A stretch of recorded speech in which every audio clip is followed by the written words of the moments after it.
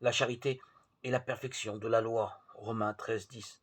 On ne voit pas en effet ce qu'on pourrait concevoir de plus parfait que cette communion avec Dieu. Et il est bien vrai de dire qu'il n'est même plus question de loi quand règne la charité, car elle inclut en elle-même l'exigence de toute autre vertu comme elle exclut tout ce qu'une loi pourrait interdire. Elle est, comme l'a dit, la vertu des vertus, ou plus précisément selon l'expression classique, c'est elle qui leur donne leur âme. Car on serait dans l'illusion en pensant que la charité peut disperser des vertus avec ce que chacune de celles-ci comporte de propre et exige de travail spécifique. Une charité n'est pas vraie si elle n'est pas la charité d'un cœur fort et prudent, et juste, et tempérant. On trouve toutes ces vertus évoquées par saint Paul quand il parle du fruit en nous de l'Esprit Saint ou quand il décrit l'exercice d'une charité véritable. On ne peut faire l'économie des efforts précis que réclament chacun des aspects d'une vie morale et leur laborieuse conquête.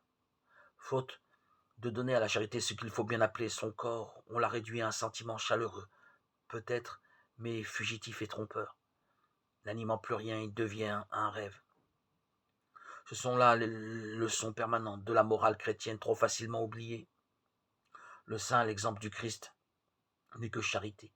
Mais cette charité implique toutes les vertus à travers lesquelles elle s'exerce.